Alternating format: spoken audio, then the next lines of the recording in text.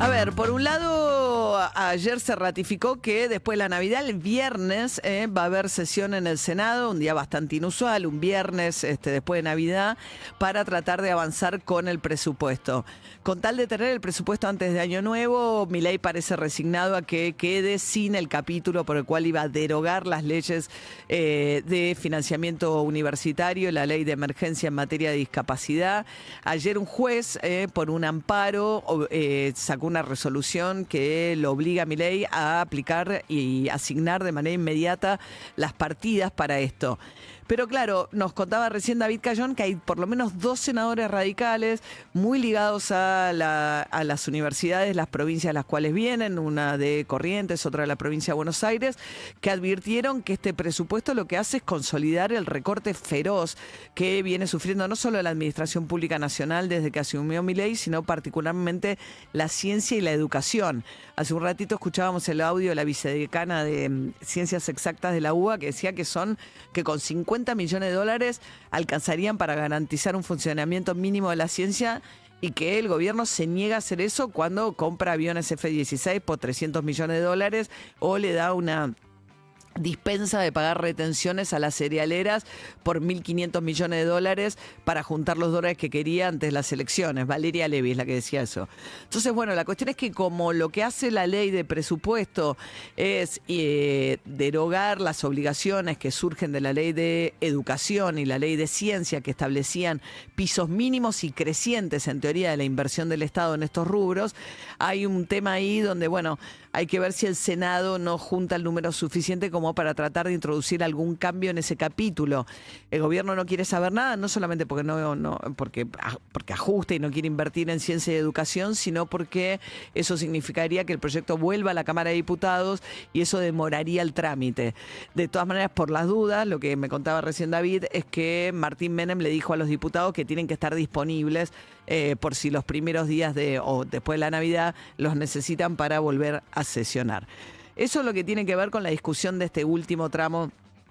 del año, que un poco también lo que marca es cuáles son las prioridades, ¿no? De un gobierno que salió un informe también que nos contaba el otro día Dani Steingart de la Fundación Fundar, donde hace un análisis respecto de cuáles son los sectores que se han salvado de la motosierra, básicamente lo que tiene que ver con defensa y servicio de inteligencia versus los que más padecen, entre los cuales está educación, los que dependen del presupuesto nacional y sobre todo la ciencia. En ese contexto no es distinto a Donald Trump, y quiero hablar un poquito de lo que está pasando con Donald Trump, pues son los aliados de Argentina, ¿no? Y la Argentina tiene una política exterior, más allá de la dependencia financiera de los Estados Unidos, hay una política exterior de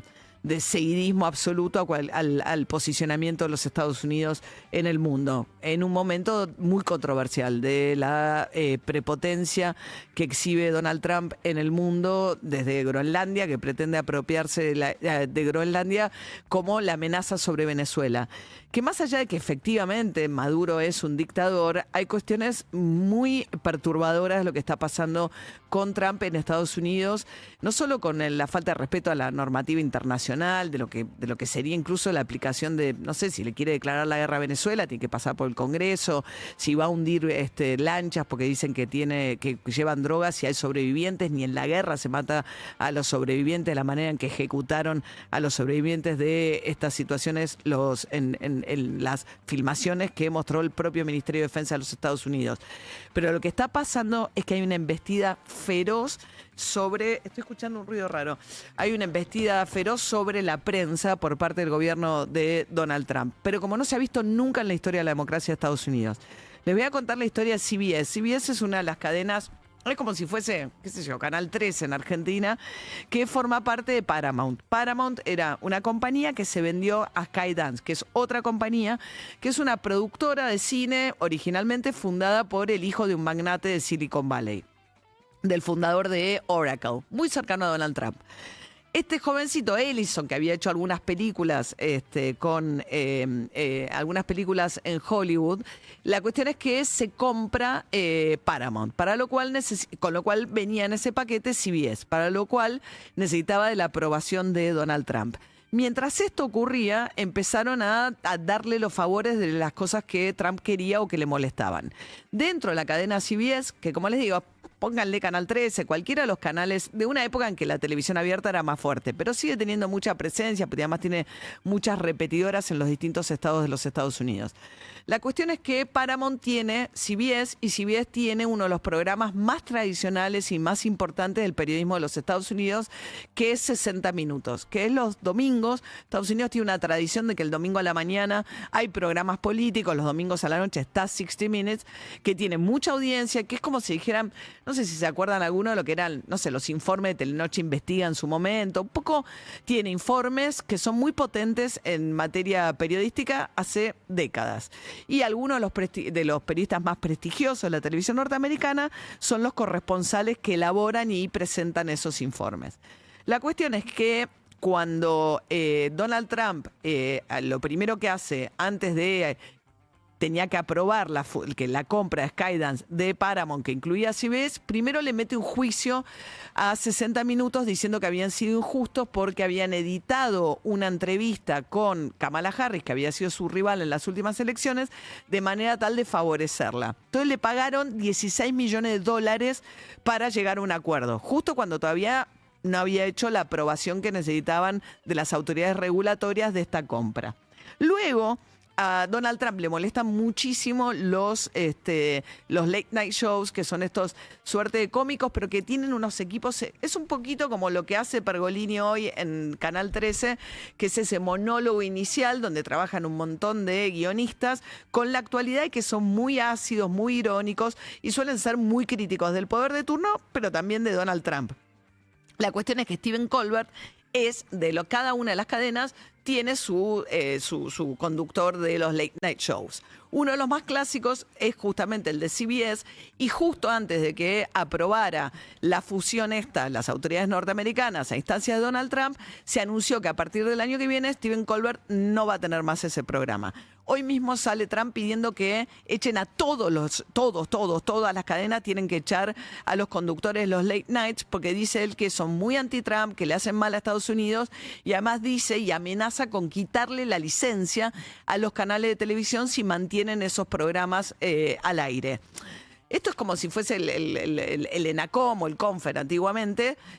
como el aire, digamos, el espectro lo concede el Estado, es como amenazar por el contenido que emiten los canales con sacarle la licencia para tener el canal al aire. Nunca existió una cosa, un ataque de esta dimensión a la libertad de prensa por parte de un presidente de los Estados Unidos. Bueno, la cuestión es que el último capítulo de esto, con CBS y otra vez con 60 Minutos, es que cuando se produce y Trump le autoriza la compra de Skydance, que es de este hijo del magnate de Silicon Valley, muy cercano a Trump, compra Paramount y compran el paquete CBS, después de haberle dado $16 millones a Trump y después de haber levantado este programa que le molestaba, sigue 60 Minutos al aire, que a Trump no le gusta. Ponen a cargo del noticiero y de la división de noticias de CBS a Bari Weiss. Bari Weiss es una joven periodista que se había ido del New York Times diciendo que sus compañeros en el New York Times le hacían bullying porque ella no es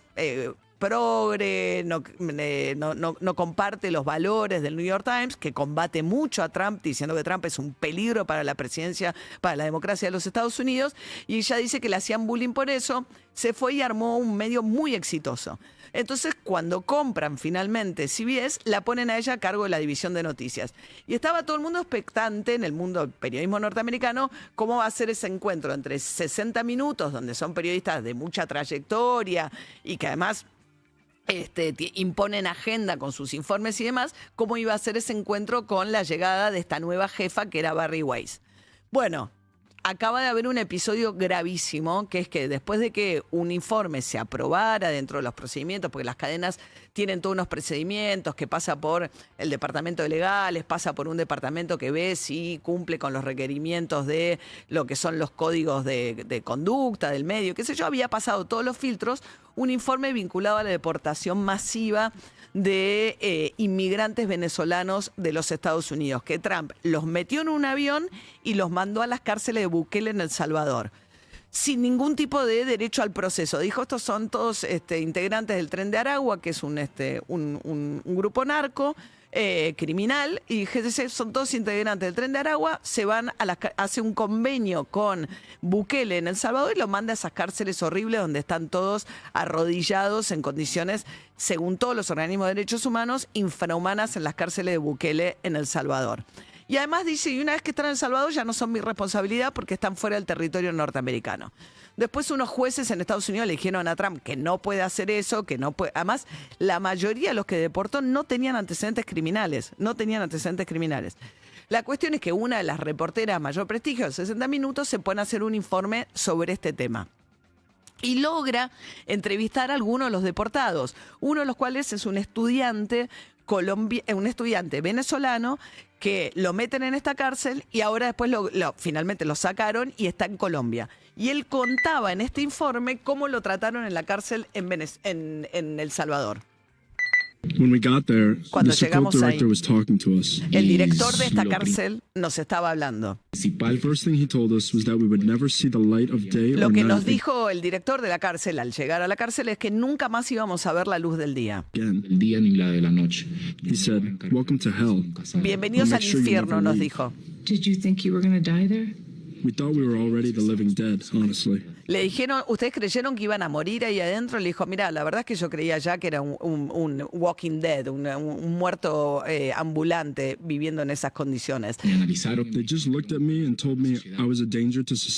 Me miraron y me dijeron que yo era un tipo peligroso para la sociedad. No criminal record. No tengo. I never even got a traffic ticket. Yo nunca ni siquiera tuve una multa de tránsito. Este tipo está contando, vivía en Estados Unidos, era un inmigrante venezolano, lo meten en un avión esposado, lo meten en una cárcel en El Salvador, nunca tuvo ni siquiera, dice, ni en mi vida nunca ni siquiera me pusieron una multa de tránsito. Bueno, este y otros testimonios había logrado esta periodista de CBS para poner al aire en 60 minutos. Era la primera vez que hablan algunos de los que permanecieron en esa cárcel. Otro de los testimonios que incluía este informe, que se conoce porque CBS también se emite este programa en Canadá, con lo cual se emitió en Canadá, pero no se emitió en Estados Unidos y ya está en todas las redes sociales. Pero hay otro de los testimonios que lo que cuenta es que tienen que estar arrodillados 24 horas en esa cárcel de Bukele. ¿Habrán visto ustedes esas imágenes? Son cárceles que a Patricia Bullrich le encantan. La ministra de Seguridad, de hecho, las visitó y las promocionan como la gran solución al mundo. Al mismo tiempo que dicen que es verdad, que Maduro es un dictador, que viola las garantías constitucionales y que las cárceles de Maduro son horribles, cosa que es cierta, pero las cárceles de Bukele de El Salvador también son horribles, incluso a otra escala, y ahí va a parar gente a la que ni siquiera le meten un proceso, la meten en un avión por inmigrante de Trump y las manda.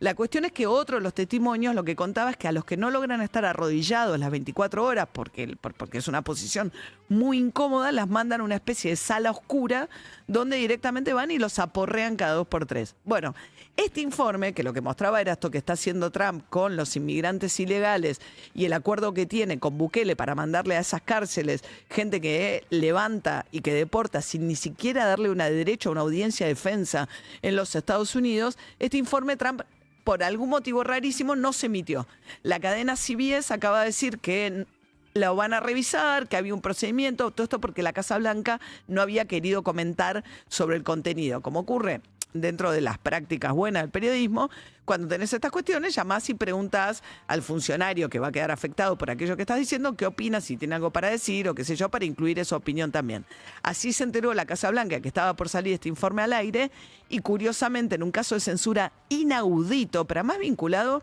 a una política feroz de expulsión de los inmigrantes sin ningún tipo de garantía constitucional, sometiéndolos a lo que los organismos de derechos humanos consideran desapariciones forzadas, dado el trato que le dan a los inmigrantes que terminan en estas cárceles de Bukele. Bueno, en un caso realmente, para entender un poco lo que representa Donald Trump de desafío para la democracia norteamericana, un caso donde de manera personal se involucra al presidente en la censura de un informe de uno de los programas más prestigiosos de la televisión norteamericana.